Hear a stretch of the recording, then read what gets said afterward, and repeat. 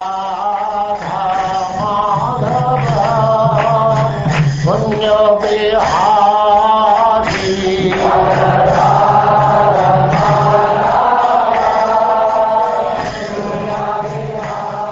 now Chapter 12, Creation of the Kumaras and Others.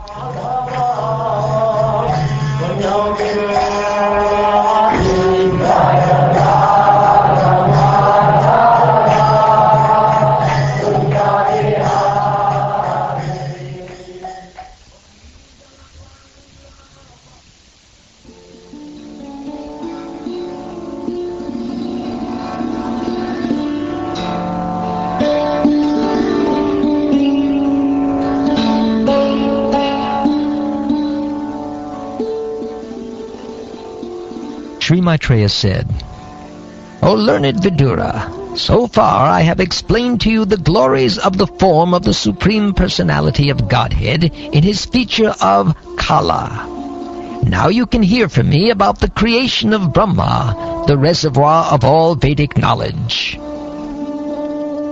Brahma first created the nascent engagements like self-deception, the sense of death, anger after frustration, the sense of false ownership, and the illusory bodily conception or forgetfulness of one's real identity. Seeing such a misleading creation as a sinful task, Brahma did not feel much pleasure in his activity, and therefore he purified himself by meditation on the personality of Godhead. Then he began another term of creation. In the beginning, Brahma created 4 great sages named Sanaka, Sananda, Sanatana, and Sanat Kumara. All of them were unwilling to adopt materialistic activities because they were highly elevated due to their semens flowing upwards.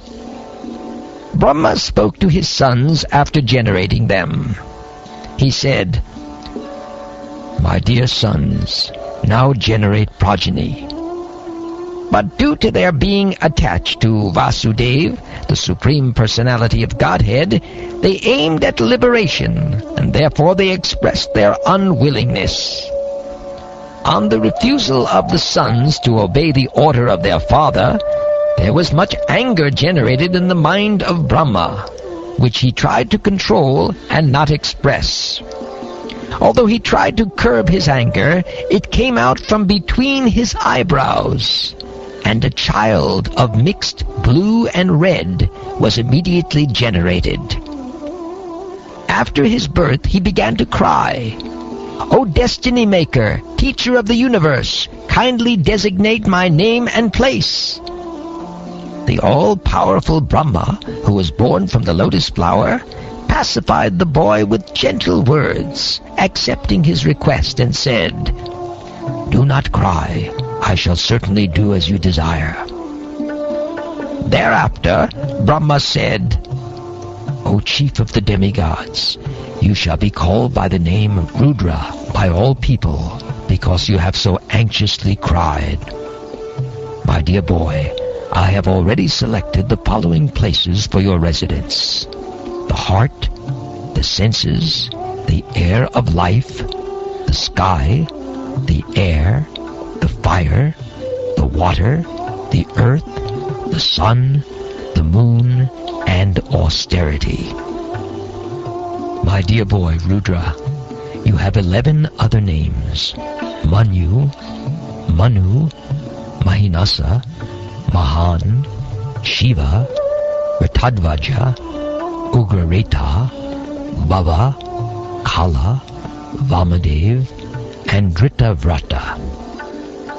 O Rudra, you also have 11 wives called the Rudranis, and they are as follows: Di, Dhriti, Rasala, Uma, Niyut, Sarpi, Ila, Ambika, Iravati, Svadha, and Diksha. My dear boy, you may now accept all the names and places designated for you and your different wives, and since you are now one of the masters of the living entities, you may increase the population on a large scale.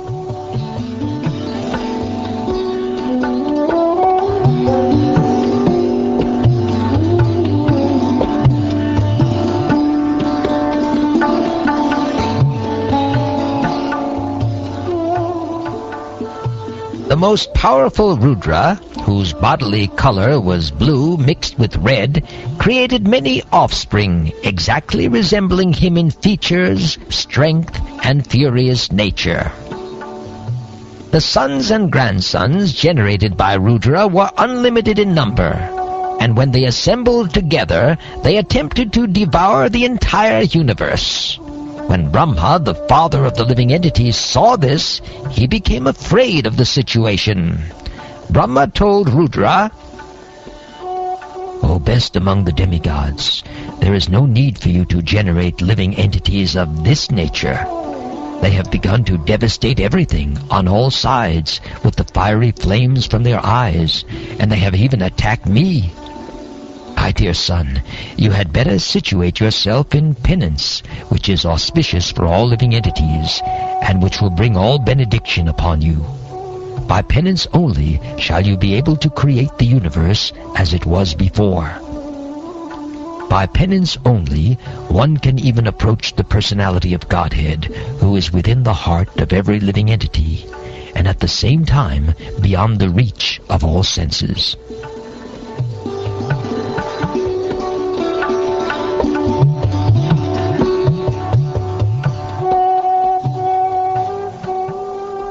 Sri Maitreya said, "Thus Rudra, having been ordered by Brahma, circumambulated his father, the master of the Vedas.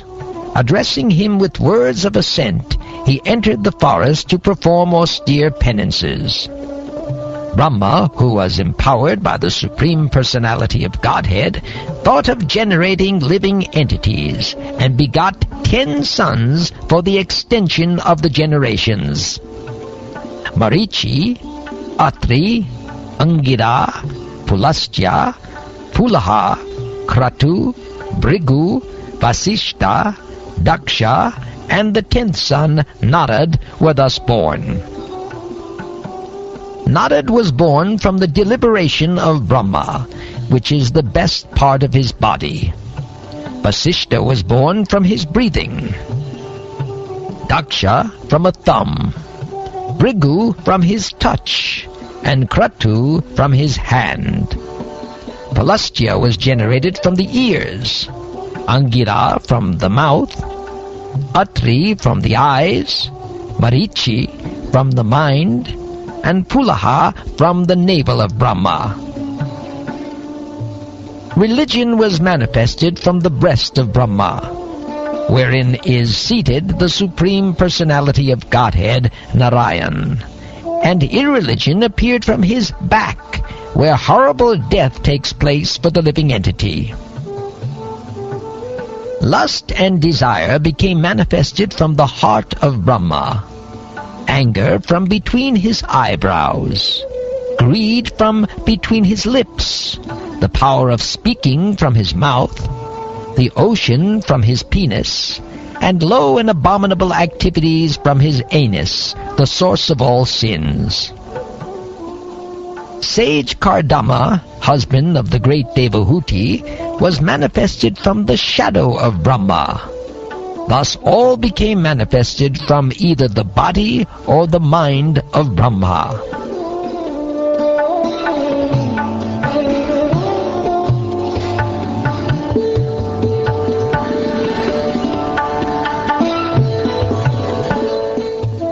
O Vidura, we have heard that Brahma had a daughter named Vak, who was born from his body, and who attracted his mind towards sex, although she was not sexually inclined towards him. Thus, finding their father so deluded in an act of immorality, the sages, headed by Marichi, all sons of Brahma, spoke as follows with great respect. O Father, this performance in which you are endeavoring to complicate yourself was never attempted by any other Brahma, nor by anyone else, nor by you in previous kalpas, nor will anyone dare to attempt it in the future. You are the supreme being in the universe, so how is it that you want to have sex with your daughter and cannot control your desire? Even though you are the most powerful being, this act does not suit you because your character is followed for spiritual improvement by people in general. Let us offer our respectful obeisances unto the personality of Godhead, who by his own effulgence, while situated in himself, has manifested this cosmos. May he protect religion for all goodness.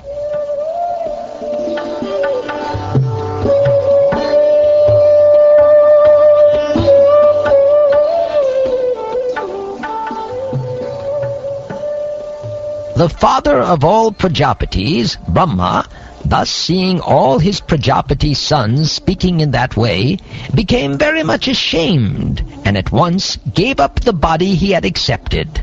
Later, that body appeared in all directions as the dangerous fog in darkness. Once upon a time, when Brahma was thinking of how to create the worlds, as in the past millennium, the 4 Vedas, which contain all varieties of knowledge, became manifested from his 4 mouths. The 4 kinds of paraphernalia for conducting the fire sacrifice became manifest. The performer, or the chanter, the offerer, the fire, and the action performed in terms of the supplementary Vedas. Also the 4 principles of religiosity, truth, austerity, mercy, and cleanliness, and the duties in the 4 social orders all became manifest. Vidura said, O great sage, whose only wealth is penance, kindly explain to me how and with whose help Brahma established the Vedic knowledge which emanated from his mouth. Maitreya said, beginning from the front face of Brahma, gradually the 4 Vedas, Rik, Yajur, Sama, and Atharva, became manifest. Thereafter, Vedic hymns which had not been pronounced before, priestly rituals, the subject matters of the recitation, and transcendental activities were all established one after another. He also created the medical science, military art, musical art, and architectural science, all from the Vedas. They all emanated one after another, beginning from the front face. Then he created the 5th Veda, the Puranas and the histories, from all his mouths, since he could see all the past, present, and future. All the different varieties of fire sacrifices became manifested from the eastern mouth of Brahma. Education, charity, penance, and truth are said to be the 4 legs of religion, and to learn this there are 4 orders of life, with different classifications of castes, according to vocation. Brahma created all these in systematic order. Then the thread ceremony for the twice-born was inaugurated, as were the rules to be followed for at least 1 year after acceptance of the Vedas, rules for observing complete abstinence from sex life, vocations in terms of Vedic injunctions, various professional duties in household life, and the method of maintaining a livelihood without anyone's cooperation by picking up rejected grains. The 4 divisions of retired life are the Vaikanasas, Valakilyas, Odambaras, and Penapas. The 4 divisions of the renounced order of life are the Kutichakas, Bhavodas, Hamsas, and Nishkriyas. All these were manifested from Brahma. The science of logical argument, the Vedic goals of life, and also law and order, moral codes, and the celebrated hymns, Bhur, Bhuva, and Sva, all became manifested from the mouths of Brahma, and the Pranava Omkar was manifested from his heart. Thereafter, the art of literary expression, Ushnik, was generated from the hairs on the body of the Almighty Prajapati. The principal Vedic hymn, Gayatri, was generated from the skin. Trishtup, a poetic meter, from the flesh.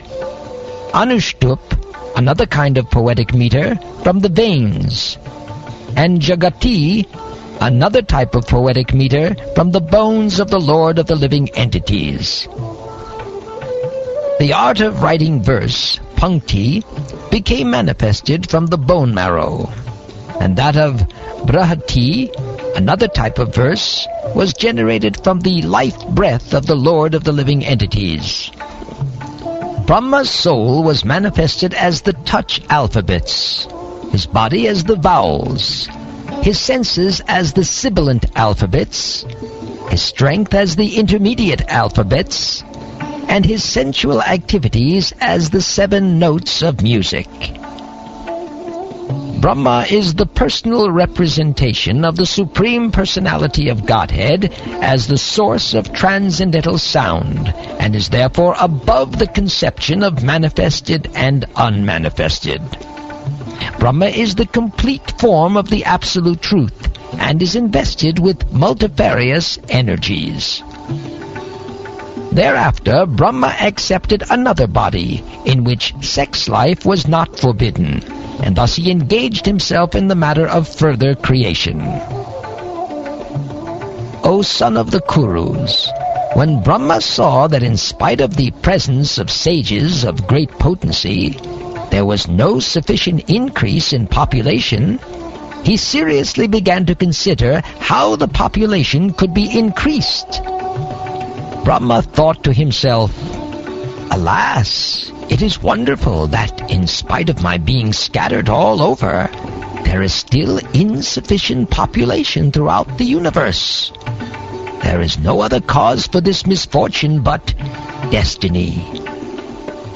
While he was thus absorbed in contemplation and was observing the supernatural power, 2 other forms were generated from his body. They are still celebrated as the body of Brahma. The 2 newly separated bodies united together in a sexual relationship. Out of them, the one who had the male form became known as the Manu, named Svayambhuva, and the woman became known as Shatarupa, the queen of the great soul Manu. Thereafter, by sex indulgence, they gradually increased generations of population one after another. O son of Bharat, in due course of time, he, Manu, begot in Shatarupa 5 children, 2 sons, Priyavrata and Uttanapad, and 3 daughters, Akuti, Devahuti, and Prasuti. The father, Manu, handed over his first daughter, Akuti, to the sage Ruchi, the middle daughter, Devahuti, to the sage Kardama, and the youngest, Prasuti, to Daksha. From them, all the world filled with population.